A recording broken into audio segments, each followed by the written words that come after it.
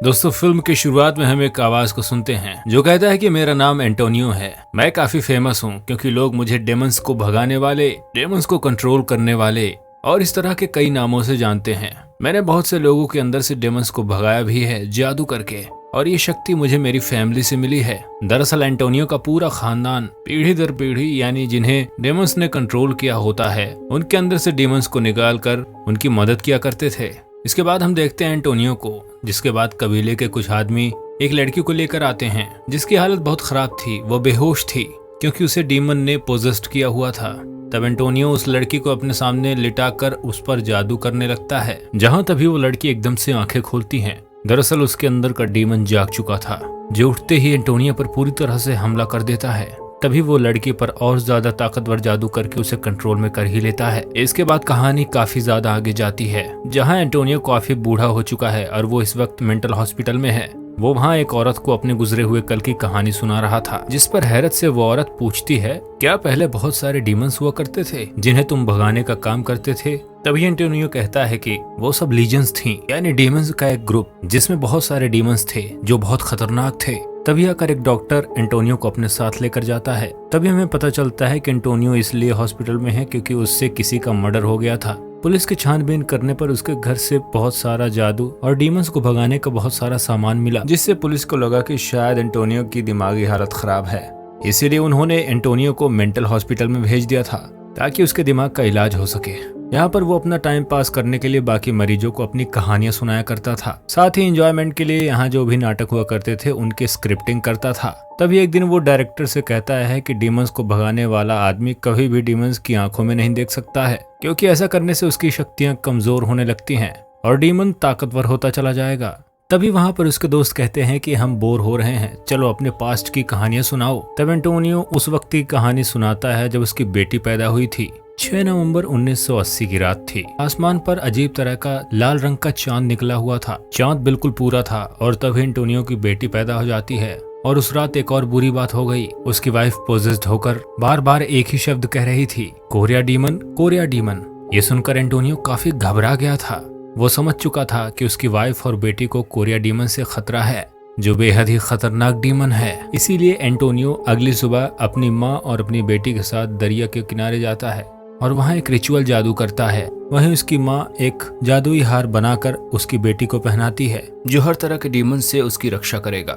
साथ ही उसे ये भी कहती है कि तुम्हारी बेटी को ये नेकलेस सारी जिंदगी पहनना पड़ेगा। और इस सब के बाद जब एंटोनियो घर आता है तो ये देखकर वो काफी दुखी हो जाता है कि कोरिया डेमन ने उसकी वाइफ को मार दिया है। कहानी वापस प्रेजेंट टाइम में आती है। एंटोनियो को पता चलता है कि उससे मिलने उसका वकील आया हुआ है। वो जब उससे मिलता है तो लॉयर उससे कहता है कि वेरी गुड, तुम बहुत अच्छा काम कर रहे हो, ऐसे ही शांत बर्ताव रखो, क्योंकि ऐसा करने से तुम्हारा ही फायदा है। तुम्हें जल्द ही इस मेंटल हॉस्पिटल से छुट्टी मिल जाएगी। लेकिन एंटोनियो को टीवी पर चल रही खबर से पता चलता है कि जब उसकी बेटी पैदा हुई थी तो रेड मून निकला था और बिल्कुल वैसा ही रेड मून फिर से दिखने वाला है। इसके बाद हम एंटोनियो की बेटी को देखते हैं, जो अब काफी बड़ी हो गई थी और एक कंपनी में जॉब करती थी। फिर रात में जब वो सो रही थी तो उसके पास किसी डेमन का एहसास हो रहा था, जो धीरे धीरे करके उसके पास आ रहा था, जिसकी आहट से उसकी आंख खुल जाती है और उसे उसके सामने एक डेमन दिख भी जाता है। लेकिन हैरत की बात यह है कि वो बिल्कुल भी नहीं डरती और लाइट जला देती है और डीमन वहां से गायब हो गया था। यहाँ पर एंटोनियो की बेटी ने कोई एक्सप्रेशन नहीं दिया, क्योंकि डीमंस को देखना उसके लिए आम बात हो चुकी थी। मतलब कि बचपन से वो ये सब देखती चली आ रही थी। और इसके बाद अगले दिन एंटोनियो से मिलने एक लड़की आती है जिसका नाम क्लेयर था। क्लेयर के जरिए एंटोनियो को अपनी मॉम का मैसेज मिलता है, जिसमें वो कहती है कि इस रेड मून वाली रात को कोरिया डेमन तुम्हारी बेटी को कुर्बान कर देगा, यानी उसकी बलि दे देगा। तो अब उसे रेड मून वाली रात होने से पहले कोरिया डेमन को खत्म कर देना होगा। इसलिए एंटोनियो अब इस मेंटल हॉस्पिटल से भागने का प्लान बनाता है। लेकिन भागते भागते गार्ड से बचने के चक्कर में वो उस औरत के कमरे में पहुंच जाता है जिसे वो कहानियां सुनाया करता था।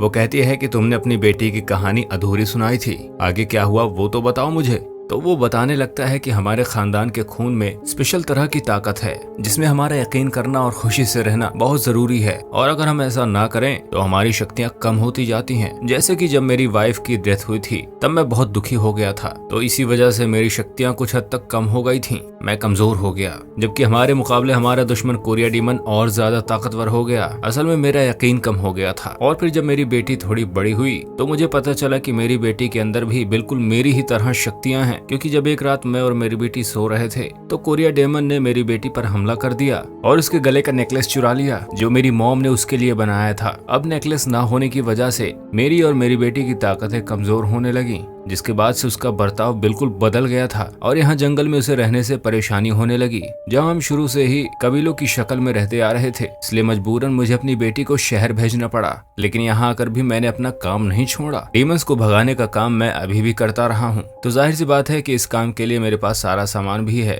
पर ये चीज मेरी बेटी को जरा सी भी पसंद नहीं थी, क्योंकि मेरी बेटी के स्कूल में बाकी बच्चों को जब ये बात पता चलती है कि मैं भूतों और डीमंस को भगाने का काम करता हूँ, तब वो उसे चिढ़ाते हैं और उसका मजाक बनाते हैं। और तो और वो पोजेस्ड लोगों को इसी घर में रखकर पहले उनका डीमंस भगाता था और फिर उनके चोटों उनके जख्मों की मरहम पट्टी भी करता था। तो इस वजह से उसके घर से हमेशा चीखने चिल्लाने की आवाजें आती थी। फिर जब उसकी बेटी 17 साल की हुई तो इन सारी चीजों को लेकर एंटोनियो को उसकी बेटी के साथ बहस हो गई। उसकी बेटी को इतना गुस्सा आया कि उसने वो दरवाजा खोल दिया जिस कमरे के अंदर पोजेस्ड आदमी को रखा गया था। वो काफी खतरनाक दिख रहा था। उसने एंटोनियो की बेटी को पकड़ लिया और उसे बस मारने ही वाला था कि तभी अपनी बेटी को बचाने के लिए एंटोनियो ने उस पर हमला कर दिया। यह हमला इतना खतरनाक था कि उस आदमी की मौत ही हो गई और यही वो खूनी इल्जाम था जिसके कारण एंटोनियो आज मेंटल हॉस्पिटल में है। एंटोनियो ने उन सभी को पूरी कहानी सुना दी थी। इसके बाद वो हॉस्पिटल से निकलने में कामयाब हो जाता है। वहीं उसकी मदद के लिए क्लेयर गाड़ी लेकर पहुंची थी, जो पहले भी एंटोनियो की मॉम का मैसेज लेकर आई थी। अब क्लेयर एंटोनियो को लेकर एक होटल में जाती है और उसे अपने आगे की रणनीतियों के बारे में समझाती है कि अगर अपनी बेटी के साथ आप अच्छा रिलेशन चाहते हैं तो उसके लिए सबसे पहले आपको एक अच्छा डैड बनकर उसका भरोसा जीतना होगा, यानी कि आपकी बेटी जैसा हमेशा नॉर्मल डैड चाहती थी आपको वैसा बनना होगा। और अगर ऐसा करके तुमने अपनी बेटी का भरोसा जीत लिया तो तुम अपने जादू से उस कोरिया डेमन को खत्म कर सकते हो और उसे उसके प्लान में नाकाम कर सकते हो। इतना कहने के बाद क्लेयर उन्हें एक मोबाइल देती है और ये कहती है कि अगर मेरी कभी जरूरत पड़े तो मुझे फोन कर देना, मैं फौरन आ जाऊंगी। और क्लेयर वहां से चली जाती है। अब अगले दिन एंटोनियो उसी मोबाइल से फोन करने की कोशिश करता है, लेकिन कर नहीं पाता है क्योंकि मोबाइल स्क्रीन टच होने के कारण उससे बन नहीं रहा था। यहाँ तक कि वो अपना पासवर्ड तक नहीं खोल पाता। इसके बाद वो अपनी बेटी से मिलने के लिए सीधा उसके ऑफिस ही चला जाता है, लेकिन उसकी बेटी उससे नहीं मिलती है, बल्कि उल्टा मेंटल हॉस्पिटल में फोन कर देती है कि आकर मेरे डैड को वापस ले जाइए। इससे पहले कि हॉस्पिटल वाले एंटोनियो को अपने साथ लेकर चले जाते, वो पहले ही वहाँ से निकलकर वापस होटल में आ जाता है और वो कोरिया डेमन को मारने वाला सारा सामान बनाने लगता है। और अपनी बेटी से मिलने के लिए एंटोनियो वापस से उसके ऑफिस पहुंच जाता है, जहां अब की बार एंटोनियो वहां के वर्कर्स पर अपना जादू कर देता है, जिससे वो सब एक साथ उठकर वहां से बाहर चले जाते हैं, सिवाय उसकी बेटी के। वो अकेली वहां बैठी रहती है। वो अब भी अपने डैड से नहीं मिलना चाहती है, उनसे दूर भाग रही थी। वो अपने डैड से इतना डरती है कि उसे शक था कि कहीं उसके डैड उसे ही ना मार दें, लेकिन यहाँ उसके डैड धीरे धीरे करके उसके पास पहुँचते हैं और उस कोरिया डेमन के बारे में सारी बातें बताने लगते हैं कि डीमंस का इरादा था कि वो शैतान को बुलाकर यहाँ पर पूरी दुनिया में लोगों को मार कर उसका राज करवाए, लेकिन वो अभी भी डरी हुई थी। वो उन्हें चुप रहने और यहाँ से जाने के लिए कहती है। वो कुछ भी सुनने के लिए तैयार नहीं थी। तो एंटोनियो दुखी होकर वापस होटल पहुंच जाता है, जहां पर क्लेयर पहले से ही उसका इंतजार कर रही थी। एंटोनियो उसे बताता है कि अगर मेरी बेटी खुद को जान जाए, यानी उसे खुद ही एहसास हो जाए कि वो क्या है और उसके खून में कितनी शक्ति है, तो कोरिया डेमन की ताकतें अपने आप कम हो जाएंगी। वो कमजोर से और कमजोर होता चला जाएगा। बस मेरी बेटी को इन सब पर यकीन करने की जरूरत है। और अब क्लेयर हिफाजत के लिए एक होली वाटर देती है, जो डीमन से लड़ने में उसकी बहुत मदद करेगा और उसकी हिफाजत करेगा। इसके बाद वो यहाँ से चली जाती है। इसके बाद एंटोनियो अपना जादू करना शुरू कर देता है कि उसकी बेटी को एहसास हो जाए कि वो आखिर में है क्या। तो तभी वहाँ लॉयर को रोकने वहाँ पर एक डीमन आ जाता है, जो पहले उसकी बेटी के कमरे में जाता है और बाद में बाहर आकर एंटोनियो पर हमला कर देता है, जिससे वो काफी जख्मी हो गया था। तो अपनी जान बचाने के लिए थोड़ा सा हॉली वाटर वो उसके ऊपर डाल देता है, जिससे उसका आधा चेहरा जल जाता है। और अगले ही पल यहाँ पर मेंटल हॉस्पिटल के लोग आ जाते हैं, जो एंटोनियो को बेहोश करके वापस से मेंटल हॉस्पिटल ले जाते हैं। उनका मानना अभी भी वही था कि एंटोनियो पागल होता जा रहा है,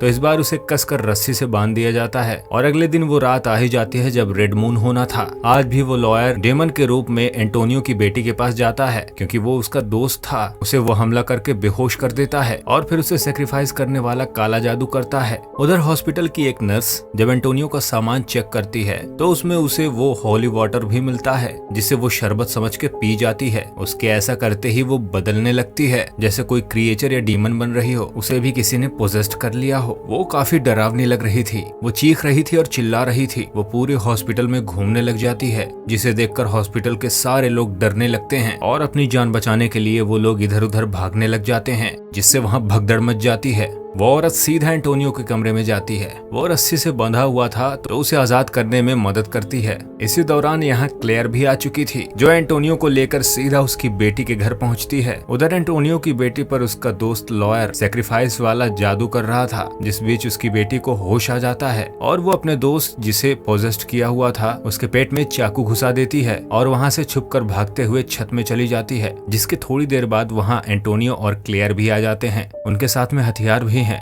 लेकिन मौका देखकर कोरिया डेमन पीछे से आता है और मौका देखकर क्लेयर को जख्मी कर देता है। जिसके बाद कोरिया डेमन एंटोनियो के पास उसकी वाइफ के रूप में आता है और उसे बातों में फांसने लगता है ताकि मौका पाकर वो एंटोनियो को भी मार दे। पर तभी यहाँ उसकी बेटी आ जाती है, जो अपने डैड की जान बचाती है, क्योंकि वो खुद को पहचान चुकी थी और सारा सच उसे पता चल चुका था। और अब सही मौका पाकर उस कोरिया डेमन के सीने में एंटोनियो अपने जादू से बनाया हुआ खंजर उसके सीने में डाल देता है, जिससे अब जाकर अंततः उस कोरिया डेमन का खात्मा हो जाता है। इसके बाद एंटोनियो अपने खंजर से उसका पेट भी काट देता है और उसके पेट में से वो नेकलेस निकालकर अपनी बेटी को देता है। और अब की बार उसकी बेटी उस नेकलेस को फक्र के साथ पहन भी लेती है, क्योंकि अब उसे यकीन भी हो चुका था और उसके डैड ने जो भी कुछ कहा था सब कुछ सच ही कहा था। इसके बाद वो फैसला लेती है कि अब आगे से वो अपने डैड के साथ रहेगी और अपने डैड का साथ देगी। तो दोस्तों, फिल्म यहीं पर खत्म हो जाती है। मूवी का एक्सप्लेनेशन आपको कैसा लगा कमेंट बॉक्स में हमें जरूर बताइए। साथ में हमें ये भी बताइए कि अब अगली वीडियो किस मूवी पर बनाऊं। चैनल को सब्सक्राइब करके बेल नोटिफिकेशन को ऑन कर लीजिए। जय हिंद।